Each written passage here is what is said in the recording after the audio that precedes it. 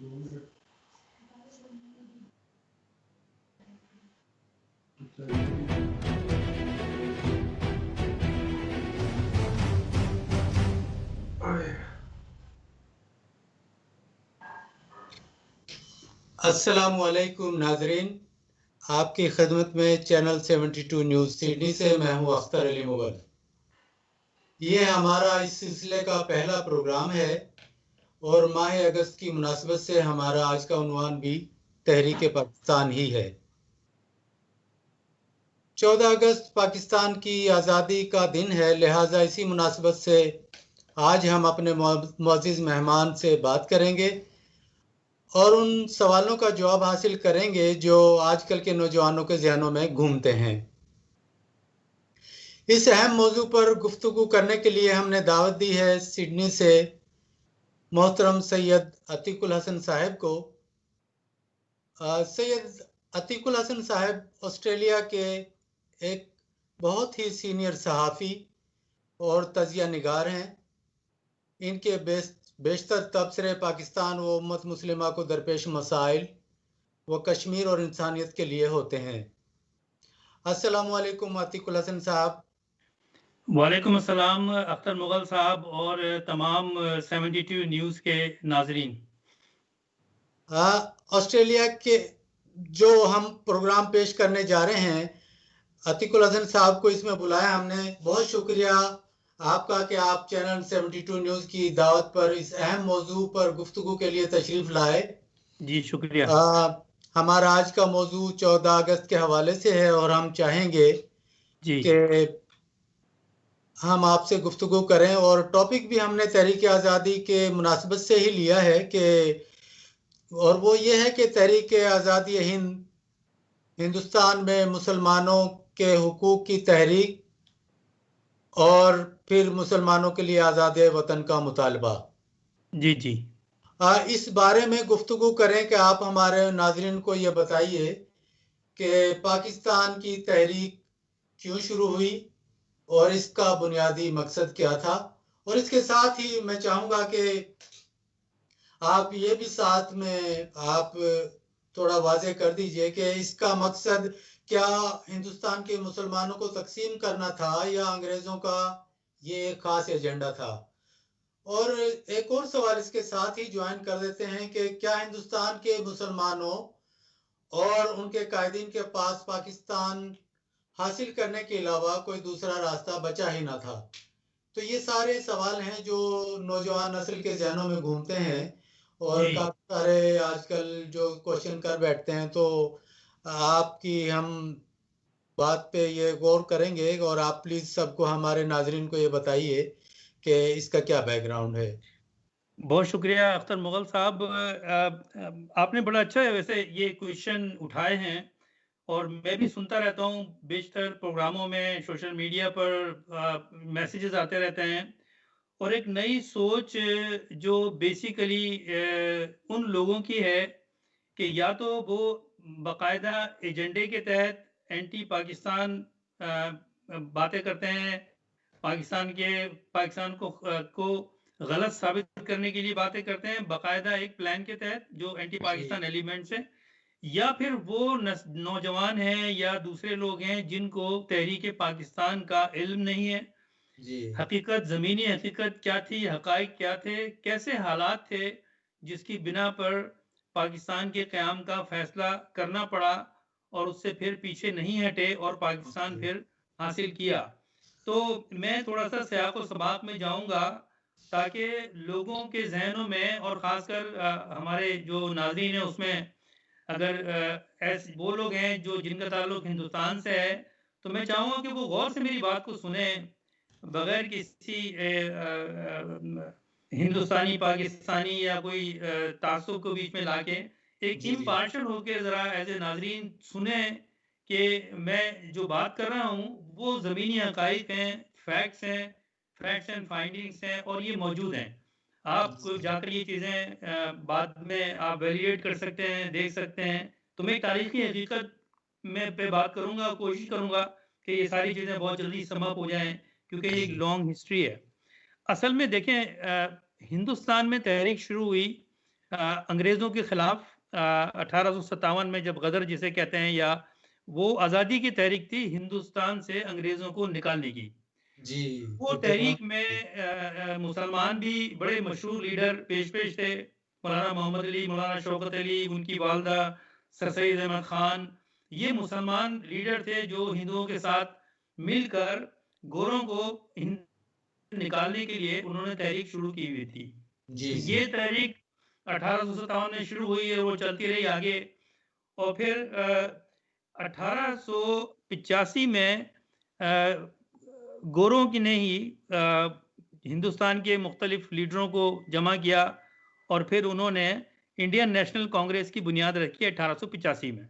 जी। और उस वक्त हिंदुस्तान में नेशनल जो कांग्रेस थी उसमें मुसलमान भी थे और हिंदू भी लीडर थे, जी, जी। और वो सारे गोरों के अगेंस्ट ही उनकी तहरीक थी और वो निकालना चाहते थे। फिर हालात जब आगे बढ़े तो कांग्रेस में कुछ मुसलमान जो लीडर थे उनको ये नजर आया कि कुछ ऐसी चीजें हो रही हैं कि जो हिंदू लीडरशिप है वो मुसलमानों के साथ थोड़ा सा ऐसा रवैया रख रही है जैसे सेकंड क्लास सिटीजन का। जी। और उसके बाद में फिर मुसलमानों की जो लीडरशिप थी, और उस वक्त सर आगा खान, जो आगा खान कम्युनिटी के जो जी। रूहानी पेशवा भी हैं, वो भी कांग्रेस, नेशनल कांग्रेस में थे। उन्होंने ये बात उस वक्त 1905 में लॉर्ड मिंटो जो वायसराय था वो आया, उससे मुलाकात की और उनको कहा कि जी यहाँ पर मुसलमान जो है उन्होंने सदियों, यहाँ पर कई सदी में हुकूमत की है, और हम ये चाहते हैं कि जो हमारे राइट्स हैं वो प्रोटेक्ट होने चाहिए, क्योंकि मेजॉरिटी में तो हिंदू हैं, और अगर जब भी आप यहाँ से गए तो फिर किस तरह से यहाँ डेमोक्रेसी जो आपने ये शुरू की है, ये इसमें जो हम एक बहुत बड़ी तादाद में हैं जी, लेकिन जी। माइनॉरिटी में हैं, 15-20% हैं, तो हमारे राइट्स प्रोटेक्ट होने चाहिए। तो उस जी। पर वो बात हुई, बहस हुई, और उसके बाद में मुसलमानों ने ये फैसला किया कि हम खुद अपनी एक जमात बनाएं और हम मुसलमानों के हुकूक को प्रोटेक्ट करने के लिए बात करें गोरों से कि भाई आप कॉन्स्टिट्यूशन में इंडिया के आप मुसलमानों को प्रोटेक्शन दें, हमारी जी। सीटें रिजर्व करें, हमारी मिनिस्ट्रीज रिजर्व करें। तो अब ये जो मूवमेंट थी वो थी मुसलमानों के हुकूक को प्रोटेक्ट करना हिंदुस्तान में। जी। अच्छा, गोरों से पहले हिंदुस्तान में, ये हिंदुस्तान जो है जिसे इंडिया कहते हैं आज आप, जी, जी, ये जी। कभी भी एक मुल्क नहीं रहा, कभी भी एक मुल्क नहीं रहा 1947 तक। यहाँ पर राजा महाराजाओं की मुख्तलिफ स्टेट्स होती थी, रियासतें होती थी। तकरीबन जी। कोई 585 के करीब स्टेट्स थी, छोटी छोटी छोटी छोटी। जी। इवन सिंध, जो अब सिंध है आजकल, इसमें भी 2-3 स्टेट थी, और फिर बलूचिस्तान में 4 स्टेट थी, और ये वो स्टेट थी जो प्रिंसली स्टेट कहलाती थी, यानी कि शहजादे, राजा, महाराजा, नवाब, उनकी जी। अपनी जगह होती थी और वो उसके एक तरह से बादशाह होते थे और वो अपने हिसाब से चलाते थे।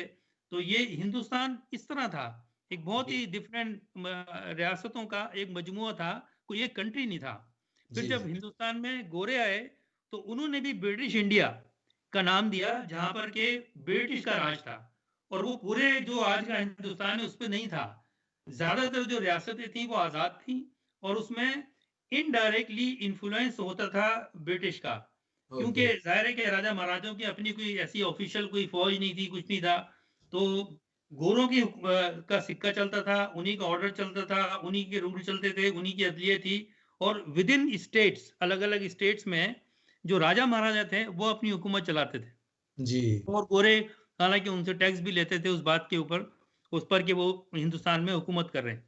तो ये जब मूवमेंट चली तो 1906 में मुस्लिम लीग कायम हुई, और मुस्लिम लीग ये बड़ी एक नोट करने वाली बात है जो मैं आगे लिंक करूंगा, कि जी, मुस्लिम जी। लीग का क्याम हुआ ढाका में, जी। जिसे जो फिर बाद में मशरकी पाकिस्तान बना और वो ईस्ट बंगाल था। जी, जी। ढाका में जो वहाँ नवाब थे, नवाब वकारुल मुल्क, वो पहले सदर बने मुस्लिम लीग के, और जनरल सेक्रेटरी नवाब मोहसिनुल मुल्क बने। 1906 में 30 दिसंबर 1906 में इसका इजलास हुआ, और वहाँ ये करारदाद और मकासद में ये बात तय हुई कि हम मुसलमानों के राइट्स के लिए बात करेंगे। जी। तो कोई जहन में किसी के भी लीडर के, मुसलमान के, ये बात नहीं थी कि अपना वतन बनाएंगे, अपना अलग से कोई बनाएंगे ऐसा जी। एजेंडा कोई भी नहीं था। बात जी, सिर्फ थी कि मुसलमानों के हुकूक हमें लेने हैं। बिल्कुल। उसके बाद में ऑल इंडिया मुस्लिम लीग का फिर इजलास हुआ बाकायदा, और 3-4 साल में तकरीबन 10 साल समझ लीजिए कि ये मूवमेंट चलती रही, नेगोशिएशन होते रहे कांग्रेस के साथ। और मोहम्मद अली जिन्ना खुद भी कांग्रेस में थे, बड़े एक्टिव लीडिंग रोल में थे कांग्रेस जी, में, और पार्लियामेंट में थे। और वो इंडिया हिंदू मुस्लिम यूनिटी की बात करते थे जी, कि हिंदू मुस्लिम मिलकर हम यहाँ से गोरों को निकालेंगे। जी, जी, लेकिन उन्होंने ये उनका एजेंडा ये भी था कि लेकिन हम चाहते हैं कि जब गोरे जाएं तो उससे पहले हम आपस में तय कर लें हिंदू मुसलमान कि हमारे एक दूसरे के की प्रोटेक्शन कैसे होगी, खास करके बिल्कुल, मुसलमानों की, क्योंकि हम बिल्कुल। माइनॉरिटी में हैं और हम जी, पहले हुकूमत भी कर चुके हैं, तो हमें हमें हमारा हिस्सा मिलना चाहिए। हम माइनॉरिटी में तो हैं लेकिन ये एक बहुत लार्ज माइनॉरिटी है। जी, तो ये फिर बातें हुई, होती रही। मैं थोड़ा मुख्तसर करूंगा और 1916 पर आऊंगा मैं।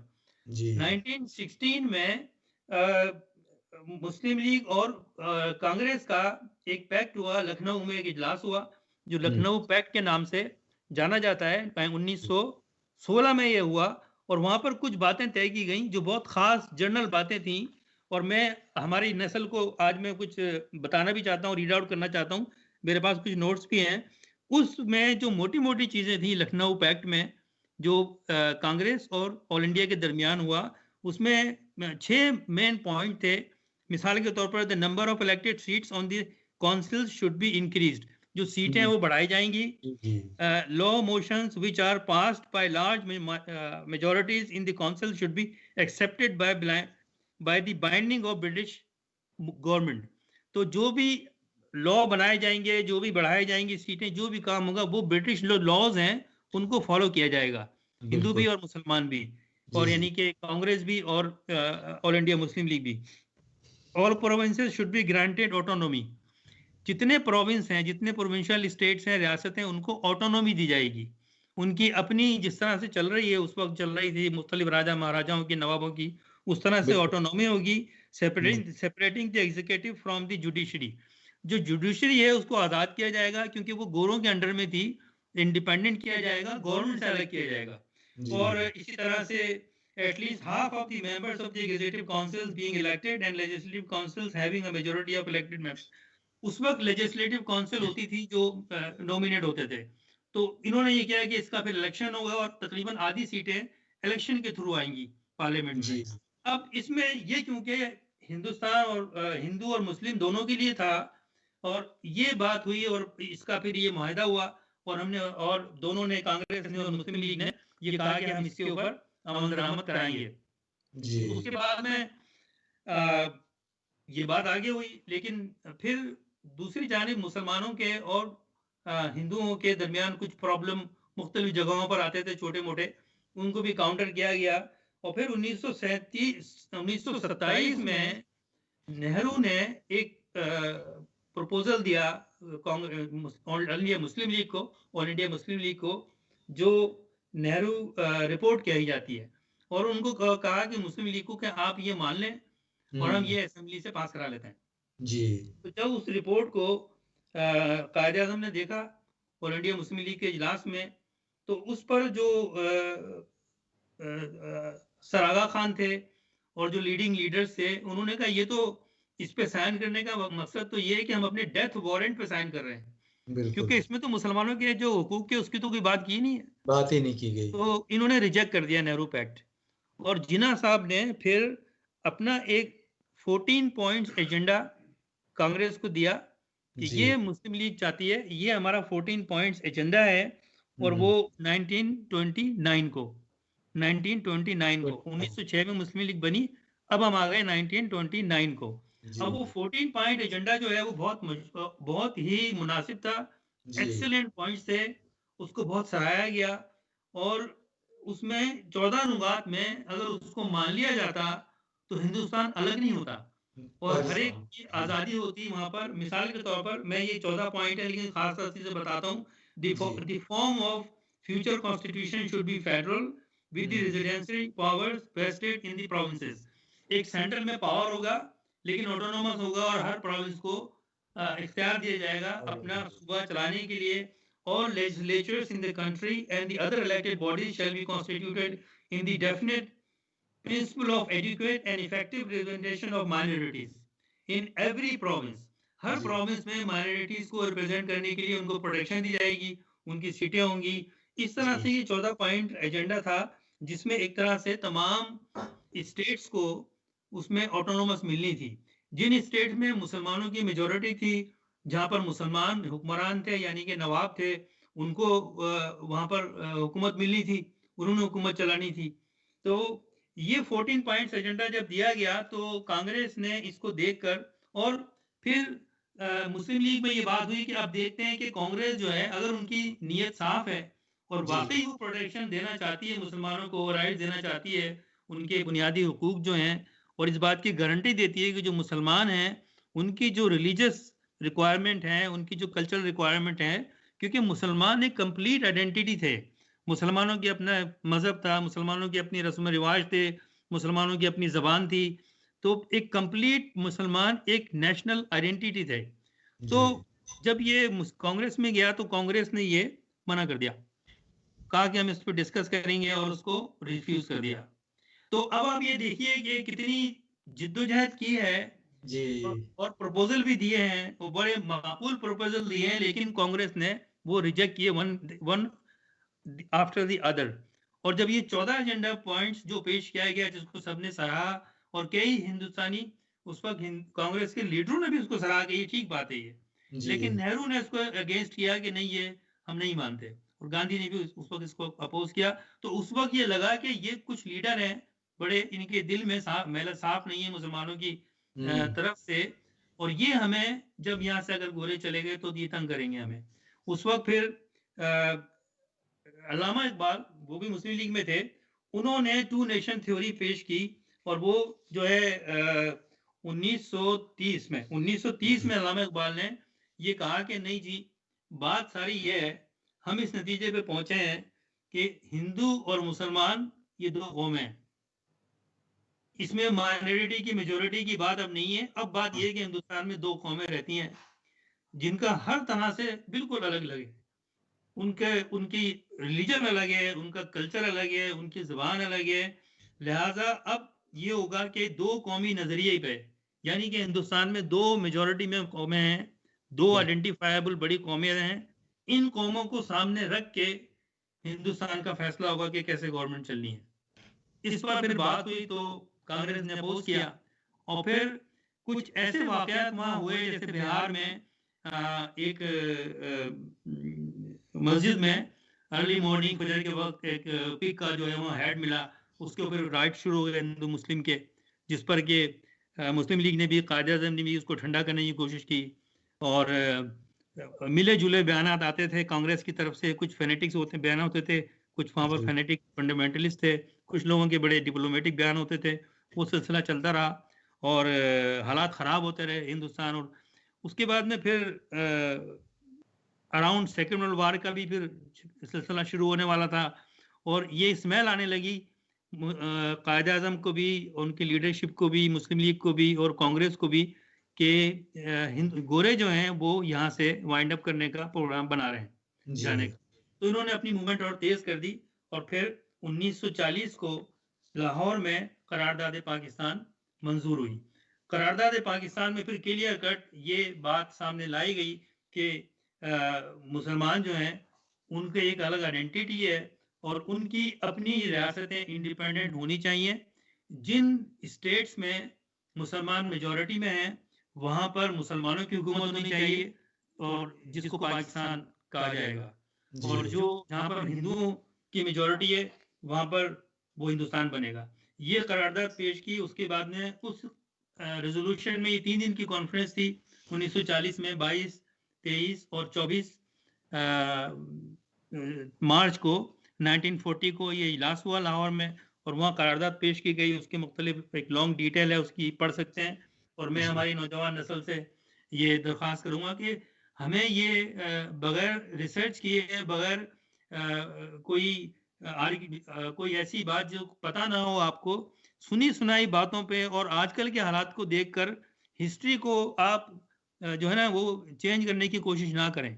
सही अगर बात। हिस्ट्री में कोई फैसले जो हुए थे उनको अगर आपने देखना है कि वो सही थे या गलत थे, तो आपको उसी हिस्ट्री में जाना पड़ेगा। अगर बिल्कुल। 1940 में करारदाद मंजूर हुई थी, क्या वो सही थी या गलत थी, तो आपको 1940 में जाना पड़ेगा और 1940 के माहौल को देखना पड़ेगा कि उस वक्त जो कायदीन थे मुसलमानों के, उनके पास क्या ऑप्शन थे।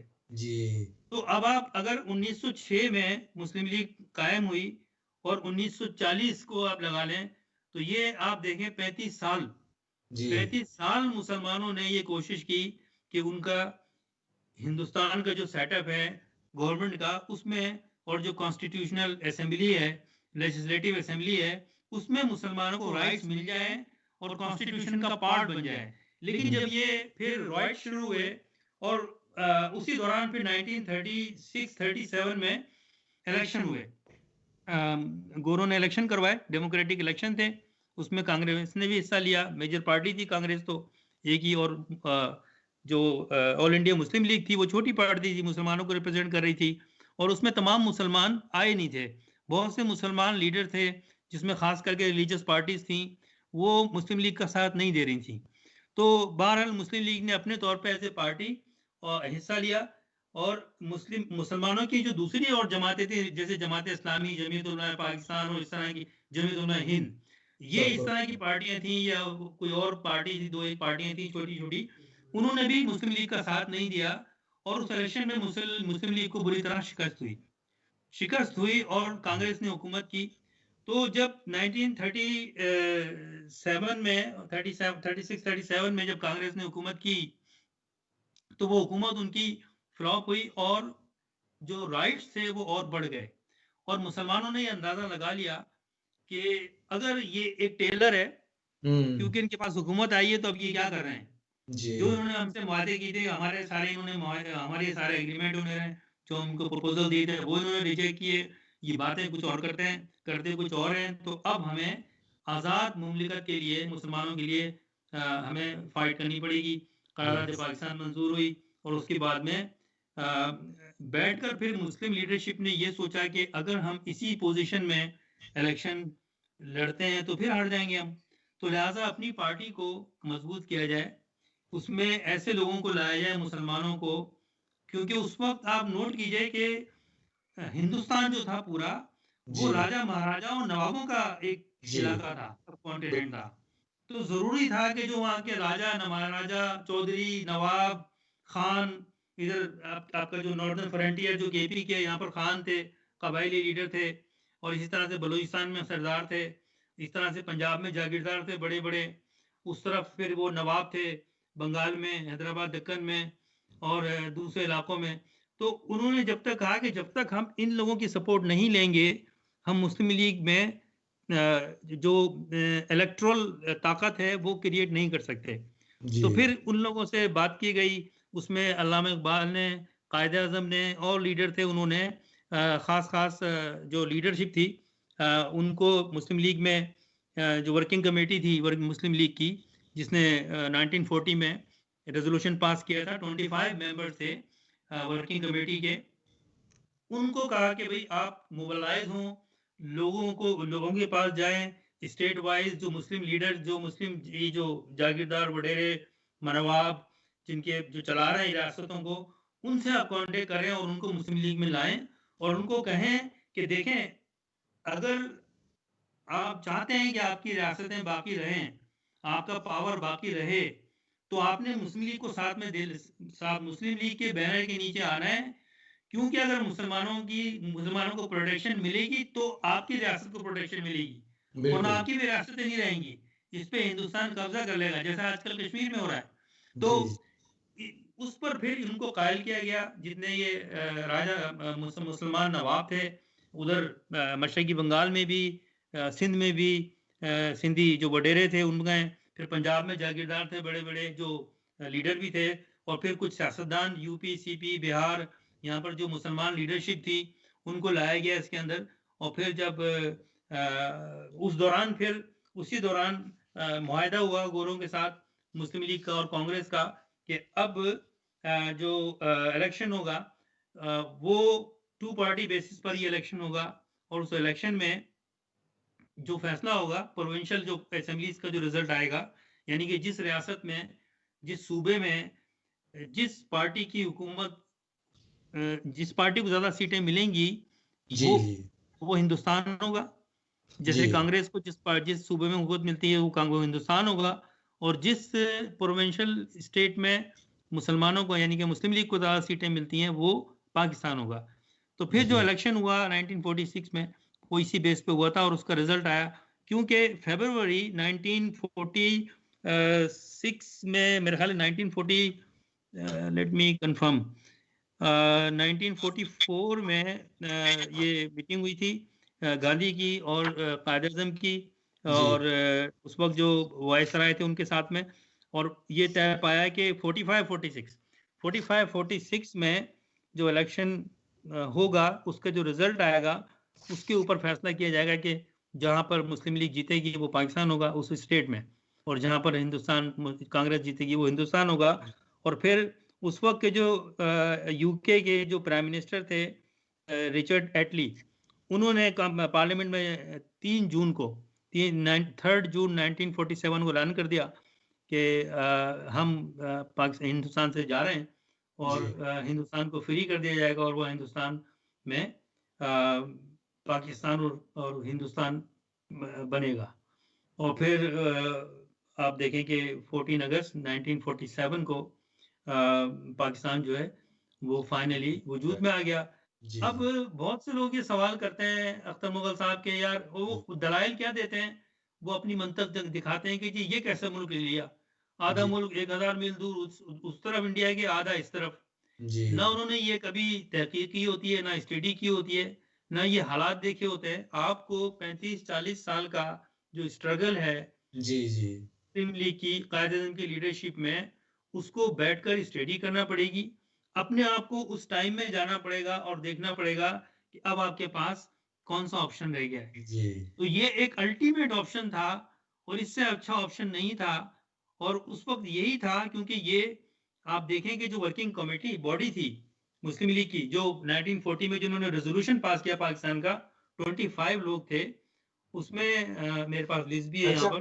भाई मैं एक सवाल करना चाहता हूँ कि आपने इस कमेटी का जिक्र किया, तो ये 25 रुकनी जो कमेटी थी, तो इसमें ये कौन लोग थे, कहाँ से लिए थे? इसमें सब मुस्लिम लीग के थे या पूरे भारत से लिए नहीं, गए? इसमें सारे मुस्लिम लीग एग्जीक्यूटिव कमेटी में 25 लोग थे, और उसमें मजे की बात यह है कि उसमें तकरीबन मेरे पास लिस्ट है 25 की, 1 2 3 4 5 6 7 जो एग्जीक्यूटिव मेंबर्स थे वो उन इलाकों से थे जो पाकिस्तान बना। अच्छा, और उसमें 5 ऐसे थे एग्जीक्यूटिव मेंबर मगरबी पाकिस्तान जो बना, और 5 वो थे जो मशरकी पाकिस्तान की लीडरशिप में से आए थे। मशरकी पाकिस्तान बना यानी कि ईस्ट बंगाल से जिनका ताल्लुक था, और बाकी जो 13 थे वो उन इलाकों से थे जो पाकिस्तान में नहीं आया। अच्छा, वो यूपी, सीपी, बिहार, हैदराबाद, जूनागढ़ और दूसरी रियासतें थी, वहां की लीडरशिप थी। तो पाकिस्तान की तहरीक के लिए सिर्फ उन्हीं लोगों ने या उस इलाके के लीडरशिप ने ही काम नहीं किया जहां पर पाकिस्तान बना, बल्कि पूरे हिंदुस्तान में इसकी तहरीक चली है। और उसमें अगर आप देखें मुस्लिम लीग ने जो काम किया उसमें मेजोरिटी में तो वो लोग थे जो कि हिंदुस्तान में रह गए, लेकिन उन्होंने बेलौस पाकिस्तान के लिए काम किया।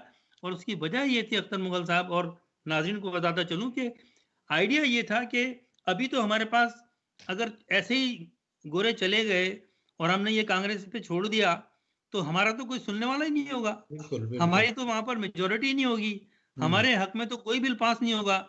जैसा कि आज आप देखें कि ये बात साबित हो गई है कि आज मुसलमान कितनी आवाज उठा लें, कुछ भी कर लें, वहाँ जुलूस जलसे कुछ भी निकालें, जो भी चाहे वो रोड पे और सड़कों पे कर लें, लेकिन पार्लियामेंट में मेजोरिटी में नहीं है। तो इसीलिए जो भी वहां पर मेजोरिटी हिंदू चाहते हैं, मुस्लिम लीग जो कांग्रेस चाहती है वो होता है।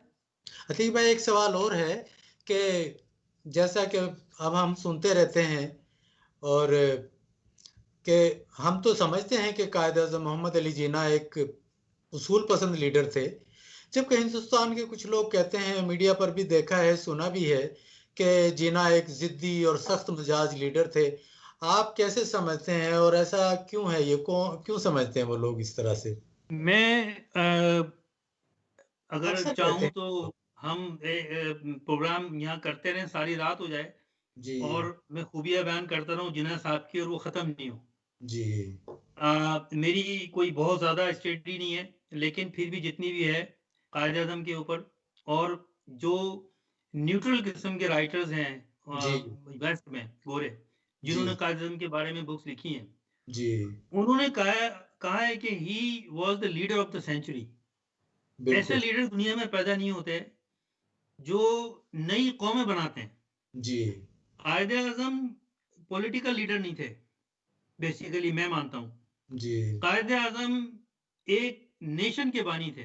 जी, कायद-ए-आज़म ने हिंदुस्तान की नेशन को, हिंदुस्तान के मुसलमानों को एक नया नाम दिया, नया एक वतन दिया, शनाख्त नई दी। बाउंड्री। कुछ लोग होते जी, हैं जो एक कौम बनाते हैं और कुछ लोग जी, होते हैं जो बाउंड्री बनाते हैं। जी, जी, उन्होंने पाकिस्तान बना के अपनी क़यादत से, उसूल पसंदी से, अब कायद-ए-आज़म का जो एक बहुत अच्छी बात थी, वो ये थी कि बड़े उसूल पसंद आदमी थे। जी, बिल्कुल।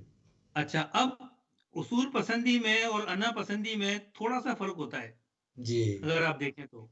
बहुत से लोग बहुत से लोग बड़े उसूल पसंद होते हैं, और जो उनके मुखालिफिन होते हैं, वो ये कहते हैं, यार इस आदमी में अना बहुत है।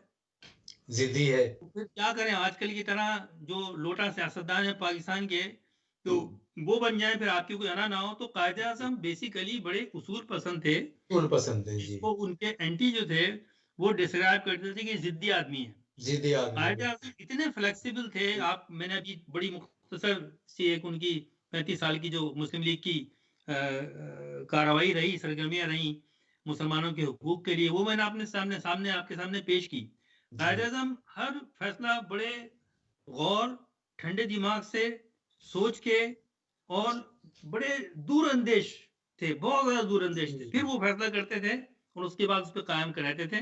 आप ये देखेंगे, मुस्लिम लीग भी जब जॉइन की, तो वो मुस्लिम लीग में आए, उसको जॉइन किया, और काफ़ी अरसे वो कांग्रेस में भी रहे। दोनों क्योंकि जगह उन्होंने कहा, रहे। मुस्लिम लीग जी, दोनों जगह रहे 5-6 साल। उन्होंने कहा, मुस्लिम लीग में जो उस वक़्त नवाब वक़ारुल मुल्क और दूसरे मोहसिन मुल्क वो थे, उनको कहा कि भई मैं देखता हूँ पहले कि मैं आप लोगों के साथ चल पाऊँगा या नहीं चल पाऊँगा। हाँ, हाँ, उसके बिल्कुल। बाद में फिर उन्होंने जब देखा कि नहीं, मुझे ज़रूरत है और मैं चल पाऊँगा, और फिर मैं जी, अपने हिसाब से, तो उन्होंने कहा कि मैं अपने हिसाब से अपनी टीम बनाऊँगा। जी, अगर इस पे आप मुझे कहते हैं और मैं उसका प्रेज़िडेंट होऊँगा, तो हुँ, मैं ये हाथ में लूँगा मुसलमानों का मिशन, और इंशाअल्लाह मुसलमानों के हुकूक जो है, वो हम लेके रहेंगे। तो ये उनकी फ्लेक्सिबिलिटी थी, जिस जी, पर कि पूरी कौम उनके पीछे थी। तो जी, कायद-ए-आज़म ज़िद्दी बिल्कुल नहीं थे, बहुत फ्लेक्सिबल थे। जी, और जब गोरे जब वहाँ थे वायसराय, उन्होंने जब भी ऑफ़र किया उनको मीटिंग के लिए, गोलमेज़ कॉन्फ्रेंस के लिए जब ऑफ़र हुई, जब भी कांग्रेस ने ऑफ़र की मीटिंग के लिए, राउंड टेबल टॉक हुई, हमेशा कायद-ए-आज़म ने ऑफ़र किया, बैठ के बात की, कायद-ए-आज़म ने खुद प्रपोज़ल दिए, उसमें जी, फ्लेक्सिबिलिटी दिखाई। तो अब ये बातें करना कि जी पाकिस्तान गोरों, वो जिन्ना साहब गोरों के एजेंट थे, मुसलमानों को डिवाइड कर दिया, इतने जी, मुसलमान तो हिंदुस्तान में ज़्यादा हैं। भई आप ये देखें कि ये तहरीक किस बात की थी? जी, आज पाकिस्तान जब बना है और पाकिस्तान है, तो मुसलमानों को राइट्स है। आज जी, आप देखें कि ये अगर नहीं होता और हम हिंदुस्तान में होते, तो वहाँ तो गाय का गोश्त नहीं खा सकते थे हम, जी, और हम कुछ भी नहीं कर सकते वहाँ के हिंदुस्तानी। जी, अब उनका कंप्रोमाइज़ उनको करना पड़ता है। बिल्कुल, बिल्कुल। अतीक भाई, मेरा एक आपसे आखिरी सवाल ये है कि जैसा कि प्रोग्राम के आगाज़ में हम ज़िक्र कर चुके हैं कि हमारी नई नस्ल के ज़हनों में इस तरह के सवालात जन्म लेते हैं और वो करते रहते हैं, आपके ख़्याल में क्या वजह है और इसकी सोच की सिमत कैसे दुरुस्त की जाए? क्या समझते हैं कि देखें, जब मतलब अगर जी, मैं समझ गया आपका सवाल। जी, क्या होता है कि क्योंकि हमारी कौम जो है क्रिकेट खेलती है सब, और क्रिकेट का शौक भी रखती है। बिल्कुल, बिल्कुल। तो मुझे याद है, और मैं देखा भी है, जब क्रिकेट मैं भी खेलता था, तो वो जो कोच होते हैं ना, तो जब कोई जिसका बुरा वक़्त आता है, कोई स्कोर नहीं हो रहा होता है, कि आज जल्दी आउट हो रहा होता है, तो कोच एक बात करते हैं, गो टू द बेसिक्स। जी, जस्ट गो टू बिल्कुल, द बेसिक्स। बिल्कुल सही बात है। तो हमें we have to go to the basics. What was the basics? हुँ, नजरिया पाकिस्तान। नज़रिया पाकिस्तान बिल्कुल। नजरिए पाकिस्तान को हमने छोड़ दिया अनफॉर्चुनेटली।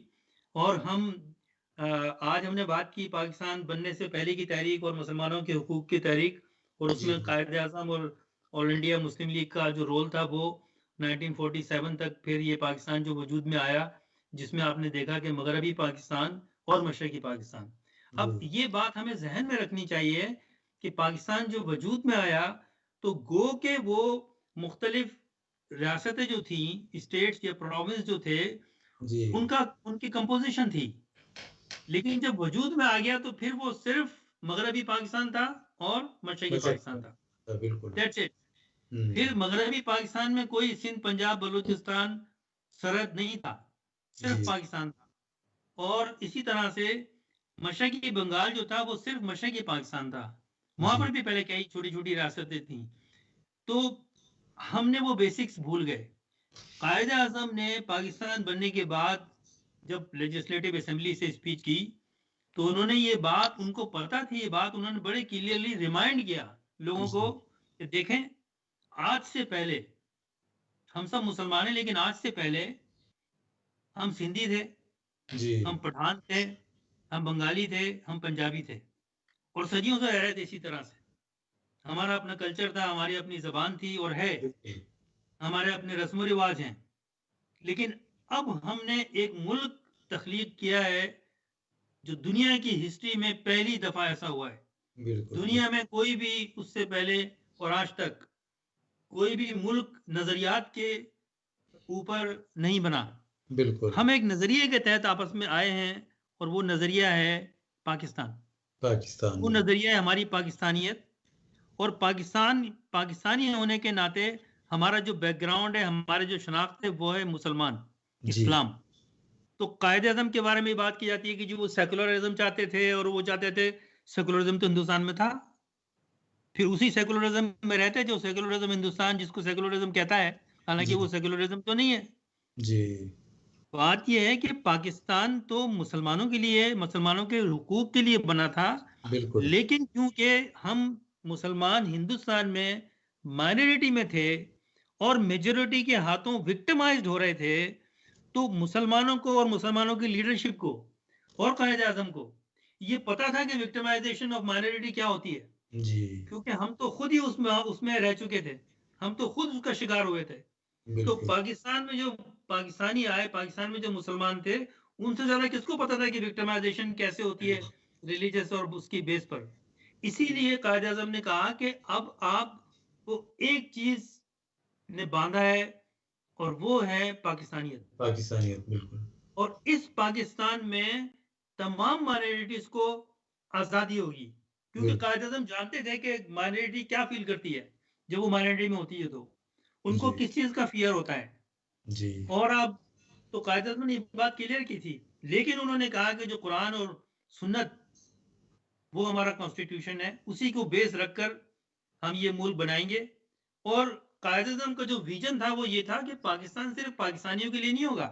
हुँ, कायद आज़म का विजन ये था कि ये एक मुल्क पूरे आलम इस्लाम का किला होगा, बिल्कुल, पूरे आलम इस्लाम का एक सिंबल होगा ये 1947 का जो पाकिस्तान था।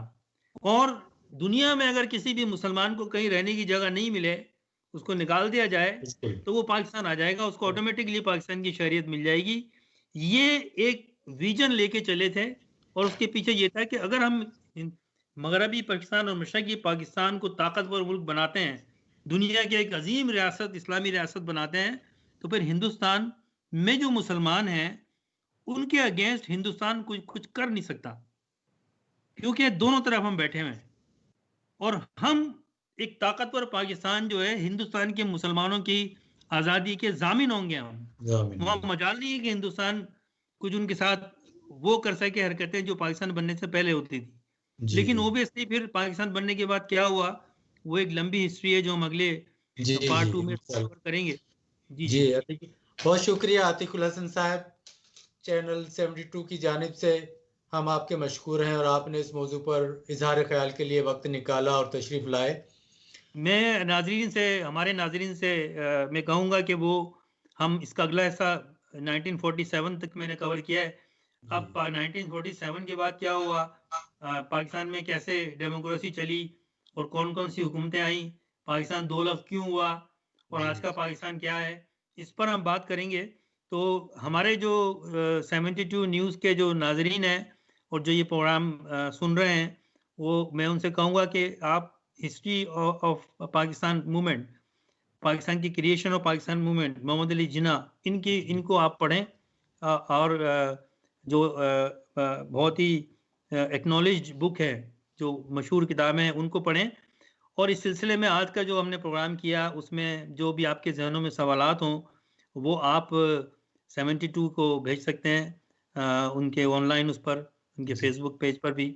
और मैं कोशिश करूँगा, मुझे जब सवाल मिलेंगे तो हम आप भी हम उनका जवाब देंगे। तो बहरहाल ये मेरी छोटी सी कोशिश थी कि मैं कोशिश करूँ बड़े आसान लफ्ज़ों में वो जो एक आजकल एंटी पाकिस्तानी नज़रिया और इस तरह की चीज़ें हम देखते हैं, और ये वो लोग हैं जिनको कुछ ना पाकिस्तान की तारीख का पता है, ना पाकिस्तान के लीडरों के बारे में पता है, आज के हालात देखकर, और वो उन पे अपना फैसला सुनाते हैं 50 साल पुराने जो फैसले लिए गए थे उनके ऊपर। तो उन्होंने ये भी कहा था वरना हम फिर खत्म हो जाएंगे, नुकसान होगा। बिल्कुल जी, बहुत शुक्रिया आतिक भाई, थैंक यू। नाज़रीन, फराग गोरखपुरी का एक शेर है कि लहू वतन के शहीदों का रंग लाया है, लहू वतन के शहीदों का रंग लाया है, उछल रहा है ज़माने में नाम आज़ादी। अल्हम्दुलिल्लाह हमारे आबा व अजदाद ने बड़ी जद्दोजहद और कुर्बानियों के बाद ये वतन हासिल किया है, और अब इसे हमें अपना चमन बनाना है। कैसे बनाना है, ये हमारी जिम्मेदारी है। इस मौजू पर मज़ीद बात हम इंशाअल्लाह अगले प्रोग्राम में करेंगे, आप देखना ना भूलिएगा। और बहुत शुक्रिया नाजरीन, आज के प्रोग्राम का इख्तिताम हम यहीं पर करते हैं। अगले हफ्ते फिर हाजिर होंगे नए मौजू के साथ। अपना ख्याल रखिएगा। अपने मेज़बान अख्तर अली मुगल को इजाज़त दीजिए। अपना ख्याल रखिएगा। शब बखैर। अल्लाह हाफिज़।